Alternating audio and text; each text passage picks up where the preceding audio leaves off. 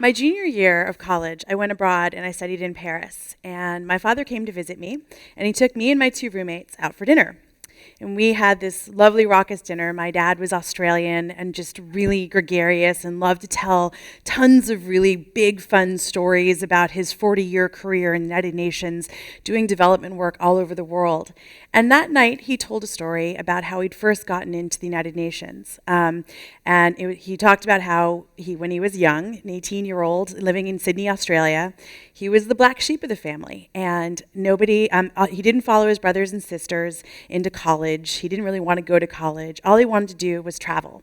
And so at the age of 18, he got on a boat, because there were no planes back then, and he went to London, and he was working in London like any good Australian, bartending in Earl's Court and spending his vacations out on the continent and kind of just exploring the world.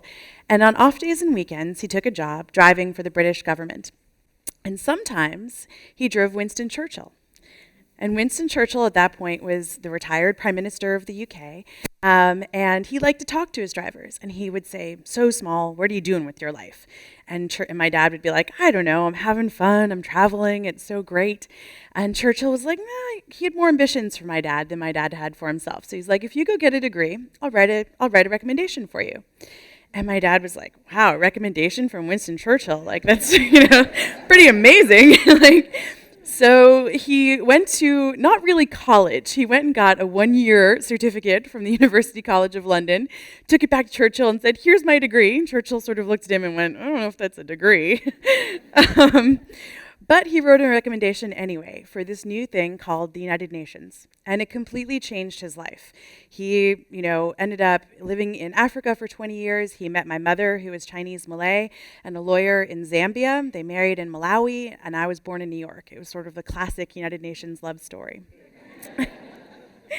Of course, my roommates loved this story. Everyone always loves the story when my dad told it. And we finished dinner, and my father went to pay the check. And then all of a sudden, he realized that he didn't know where his hotel was. And he didn't even realize, I think, what city he was in. And I realized for the first time that my dad wasn't drunk. It wasn't alcohol. It wasn't something else. He just didn't know. And I had this moment of fear that something was really wrong. And indeed, a year later, he was diagnosed with early onset Alzheimer's at the age of 58. And for those of you in the audience who don't know Alzheimer's is not senility. This is not like, when you're like 100 years old and you can't remember where you left your keys. This is like, Alzheimer's is increasingly affecting younger people like my dad, 58 years old. That's not old. In fact, Alzheimer's is increasingly hitting people who are in their 30s and in their 40s. And if you think you're immune because you don't have the gene or somehow it's genetically passed on, yes, there are Alzheimer's diseases that are genetically passed on, but in this case, my father was the first in our family to have it. At the time, I was just graduating college, and I was just starting a journalism career, and my father was actually one of my first interview subjects, and I spent a lot of time talking to him about his wonderful life. So fast forward 10 years, and my parents had retired to Florida, and my mother was my father's primary caregiver, and I was here in Washington, and I was living my dream job. I was writing for Time magazine, I was flying around on Air Force One, I was covering campaigns, I was covering the Middle East and conflicts. It was an amazing, amazing job. And my mother suddenly died. And, this happens to 42% of caregivers, that they will end up dying before the person they care for because the stress is so great. So I flew down to Florida, and I became my father's primary caregiver. And I brought him up to Washington, and I thought, okay, I'm going to take care of Dad. And I brought him into my house, and then I realized quickly I could not take care of Dad. So he would walk my dog, and 5 panicked hours later, the police would find him 4 miles away. Or he would try to cook, and he was used to an electric stove in Florida, and I would come home to a house full of gas. So it was clear to me pretty rapidly I could not take care of my dad, and instead I had to put him into a home. I don't know how many of you have ever been to an assisted living facility, but it is, I thought the worst day of my life up until that point had been the day that my mother died. The worst day of my life was actually the day that I put my father into an assisted living facility. And my sweet, wonderful, would not harm a fly, gregarious Australian father slapped me across the face and told me I was imprisoning him. And you can imagine my state of mind when I then was asked by the facility to go and fill out a 20-page questionnaire about his life. And I'm sitting in this room, basically crying, and thinking no one is ever going to read this chicken scrawl of 20 pages of handwritten data points for the 150 residents they have here. And so instead, I handed in the form and said, look, I'm just going to write down a story for you. And they were like, okay. And I'm like, no, look, I got it. I'm a journalist. I can do this. So I wrote down his story for them, and they loved it. It completely transformed his care. They remembered the story. His caregivers would tell each other about it.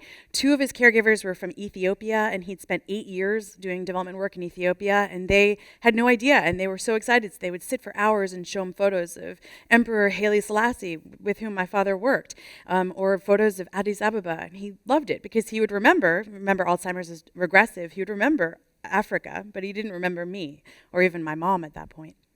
Alzheimer's is a disease that actually affects 11 million people in America today. It's a huge, huge, huge disease.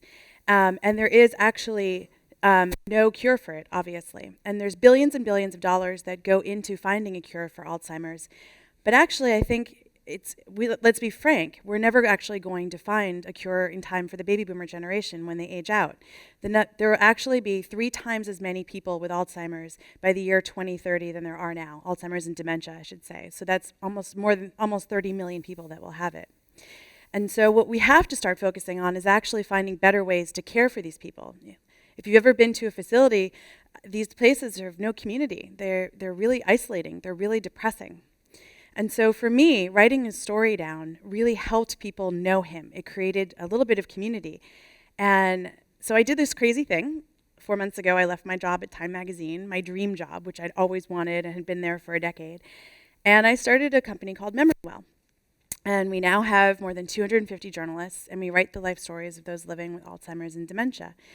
And people have found all these great uses for them. They put them up in the homes, they'll tack them up so that people can read them coming through, so that they can know each other. And they have these, on the website, they add their favorite music and videos and arts and readings, and that way people can really communicate with them, can have all this whole sort of toolbox of things with which to engage them. And I love it because I know that in the last years when I was visiting my father in his home, he didn't know me from anybody. And so he'd be like, who's this weird girl walking around with her dog following me? And I would grab, my iPhone and I would play him the Beatles, and he would recognize the Beatles. And I would be like, hey, yeah, Dad, that's the Beatles. And so he'd come and sit with me, and then I would maybe play him some MASH, which was his favorite TV show. Or then I'd start showing him photos of my grandparents and talking about their lives. How many of you have seen The Notebook, the movie? So a fair number of people. So for me, this was like writing his story down and being able to sit and engage with him, whether it was me or his caregivers or other people, and really know him, was like my own personal version of The Notebook. And for the few minutes that it brought him back to me, it was like a gift that he would come back and be a little bit of my dad.